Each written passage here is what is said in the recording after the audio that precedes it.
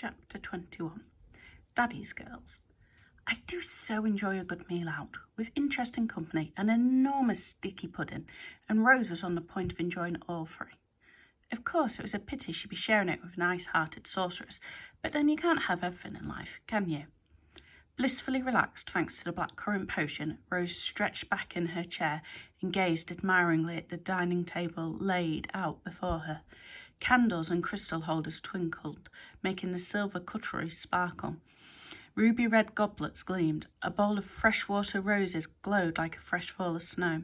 She sighed comfortably.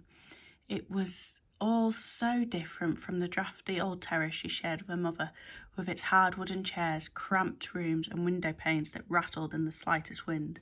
Smelling the scent of jasmine blossom drifting in through the open doors to the garden, Rose closed her eyes and listened to the tinkle of wind chimes hanging from the roof of the quirky little temple building that stood amongst the trees. However, charming as it is up here, I'm afraid I have to tell you that there was nothing jasmine-scented or tinkly-winkly happening 2 floors below, where at that precise moment Medea was chanting over a vast iron pot. And I'm sorry to have to do this to you, just when you thought the day couldn't get any worse, but I have to tell you something dreadful. Medea had taken a shine to Rose. That's right. And if there's one thing worse than incurring a sorceress's wrath, it's winning her admiration. But Medea liked Rose's courage and the way she'd squared up to Ms. Dementor that morning. She liked her curiosity too, and how it had led her into the secret room at Seemed Desires. Then there was her loyalty, even if it was wasted on those 2 overbaked baklavas, Aries and Alex, in searching for an answer in the pictures she'd found down there. All wrapped up in her willingness to accept crazy things like Greek ghosts running around London in the first place. But unfortunately for Rose, all of these traits are essential in budding sorceresses, and rather like a judge on one of those talent shows on telly, Medea had spotted a potential in Rose, a flair ripe for twisting in sorcery, a sort of hex factor if you like. But she would still have shrugged and dispatched Rose horribly if it hadn't been for one thing, and that was how Rose so strongly reminded Medea of herself at that age. Even all these hundreds of years later, the sorceress still remembered how it stung to be 12 years old and forgotten by a distracted parent. More importantly, she recalled just how delighted she'd been when her Aunt Circe had turned up and taken Medea to live with her to teach her the dark arts. Now, spotting that same brittle loneliness glittering in Rose, Medea was drawn like a magpie to a gold ring left by an open window. However, before Medea could enroll Rose into a private school of sorcery, there was the small matter of winning Rose's trust, and that was why Medea was at that moment steeped in tendrils of smoke that wreathed upwards and pooled beneath the ceiling in a cloud the grubby green hue of an alligator. Having used her blackcurrant potion to soften Rose, as a chef might tenderize meat with a hammer before tossing it into a sizzling pan, Medea was now preparing the evening's final ingredient, the one I mentioned in the last chapter. You remember that I mentioned another ingredient? Good. Lifting her hands over her head, the ruby red sleeves of her cloak fell back to reveal pale arms marked with strange symbols as she hurled a handful of dried crocuses into the crucible. Picked hundreds of years ago, these were the first flowers to clamber through the war-torn rubble of Troy. Now they hissed and bubbled, their purple and green essences mingling with the silvery deposit in the bottom of the dish. As the mixture hissed and spat, Medea tilted her face to the ceiling. Hecate, goddess of night, hear your handmaid plead. Release bright dreams in Rose's heart and paint them here to see. Suddenly the room exploded in a storm of green lightning, splintering the air with skittering veins of electricity before vanishing with a squeal. Every candle extinguished as the eerie sound of a girl's choir rose in the velvety darkness, only to dissipate in a hiss of whispers. Like a room full of snakes, each calling Rose's name. Illuminati, commanded Medea. The candles instantly relit. Smiling, Medea pushed back the hood of her cloak and peered down into the crucible at a puddle of smouldering mercury, bright liquid, consisting of a mixture of those Trojan crocuses, splinters from the anchor of a Greek ship that survived 10 storms, the wick of a candle that burned through the night, and a snip of the red wool that had led Theseus out of the Minotaur's maze. all melded with Medea's dark incantations. It was the very essence of hope. That's right, hope. The same stuff that knots your stomach on Christmas morning when you spy your wrapped presents under the tree and so want them to be what you've hinted for since September. The same stuff that fizzes in your chest when you long for something so much it hurts. One of the most powerful forces on earth. Hope has stuck to human hearts throughout history like a blob of chewing gum on the bottom of a shoe that no amount of common sense or logic will clean off. Medea took a small square of card from her robe pocket and dipped it into the gleaming liquid, coating the card's surface with a skin-thin layer. For a moment she waited for it to dry, watching its colour fade from silver to the creamy yellow of a pearl, before shrugging off her robe, tucking the card into the back pocket of her jeans and hurrying up to the dining room, a fresh spring in her steps. Back in the dining room, Rose was busy gazing at her kooky grey boots when Medea appeared in the doorway. "Hey, look at you," gushed Medea, admiring Rose's outfit. "Do you like it?" said Rose, who would usually have shriveled up at such a compliment, but not tonight. Oh no, tonight she was ready to believe whatever Medea said, and now she sprang out of her chair to perform a model's twirl, complete with pout. "Way cool," infused Medea, her grey eyes twinkling. Wearing a simple white t-shirt and jeans, Rose thought Medea looked more like a big sister than the mega-famous fashion designer she'd seen countless times on television and in the pages of magazines. She pointed at Rose's feet. "I just love the way you team those jeans and boots. Look, they're the same as mine." Rose giggled and looked down to see Medea wearing exactly the same style grey suede boots. "Have a seat," said Medea. Rose sat down and looked over the table at Medea. Dappled by candlelight, the sorceress's face looked softer tonight. The sharp bones of her face mellowed in a golden glow. "Apologies first," said Medea, watching Rose's reaction carefully.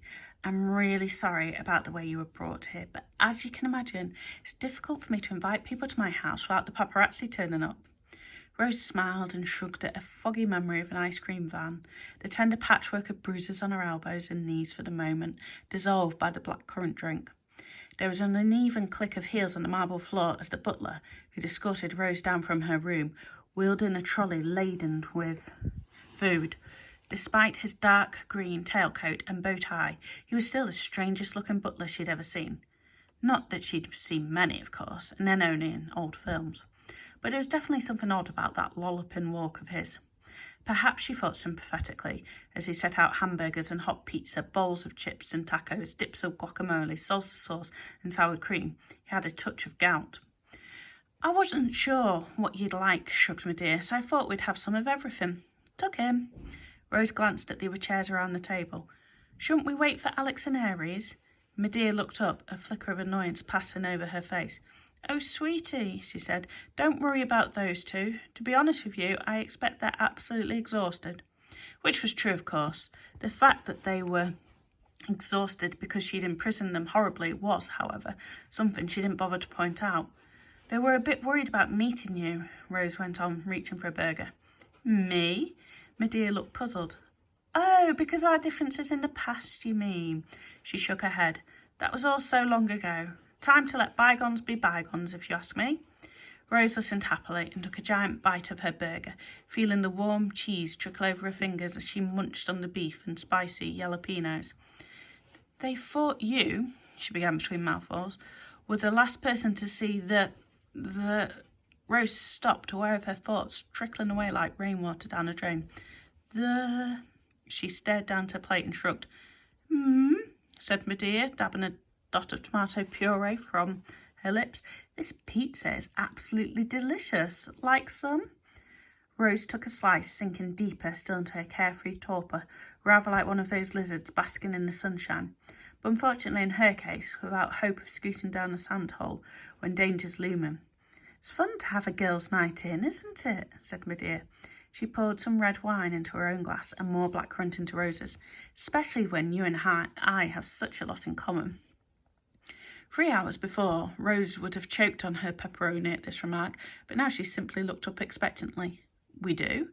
"Certainly," Medea nodded.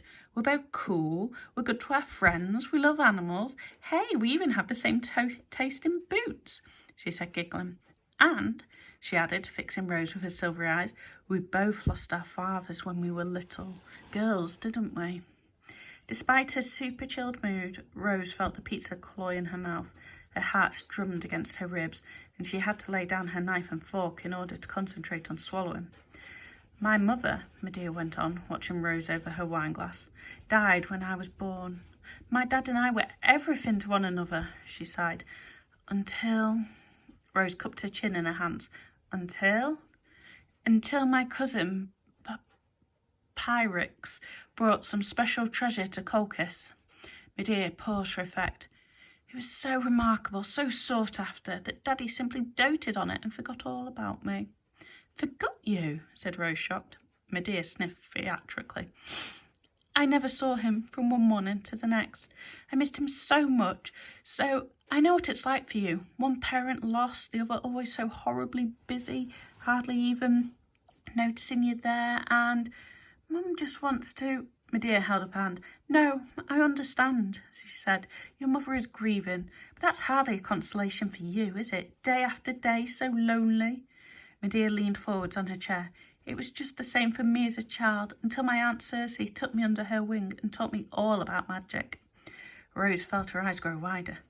I was never lonely again, Rose. It utterly changed my life. Medea spread her arms, indicating the beautiful room. This house, my career, my life, my friends, my success, everything. It's all built on what she taught me. Delighted by Rose's transfixed expression, Medea took the magical piece of paper from her back pocket and slid it across the table.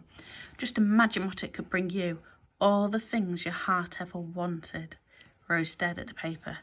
Were you or I to look over her shoulder, it would have only appeared as a piece of shiny white paper, but for Rose's eyes, its creaminess melted into a twirling spiral of colours that swam and blended into a photograph of her father. He grinned up out of the picture at her, his lopsided smile framed by a neatly trimmed beard, his eyes twinkling and loving. Dad, whispered Rose. To anyone but a sorceress with a freezer box before her heart should be, the moment would have brought tears to the eyes, but not Medea. All she felt was the delightful fizzy frisson of knowing her plan was working perfectly. You can have it all, the things you want the most, Rose, she murmured, and I can teach you how. Now, unless you have a relative who disappeared in the Amazon jungle and have since spent countless nights worrying that they became an anaconda's breakfast, you can't imagine what feelings even the tiniest chance of finding them elicits. Delight, trepidation, disbelief, euphoria, impatience, all of those. But for Rose, they were galvanised by a bewildering red-hot explosion of hope as the blinding magic that Medea had saturated the paper with erupted, zapping through her like a shower of sparks, electrifying every cell in her body. I could find my father, said Rose. She looked up at Medea, her eyes blurry with tears. But why would you help me? Medea's grey eyes glittered in the candlelight. For a split second, the wineglass in her hand magnified her mouth, making her teeth as long and white as a jaguar's. Because I like you, Rose, and I think we'd work well together. But how? Said Rose. I'm nobody. What could I give you in return? Well, said Medea, for starters, how about giving me a hand tomorrow? Tomorrow? Said Rose uncertainly. Oh, it's nothing too difficult for a bright girl like you, said Medea. The trouble is that my assistant, Mr. Hex, has unexpectedly resigned, leaving me in rather a mess. I simply need someone to carry the bags, make lists, run a few errands and brew tea. I'm booked to visit Hazel Praline, you see, to make the final adjustments to her dress before her premiere tomorrow afternoon. Hazel Praline, gasped Rose. Oh, you know her then, smiled Medea. Well, that's lucky. Excitement lit up Rose's bewitched imagination like the illuminations on Blackpool Pier. The chance to meet Hazel Praline, the chance to learn magic, the chance to find her father again. So, smiled Medea, watching Rose's face melt into a numb grin, shall I take that as a yes?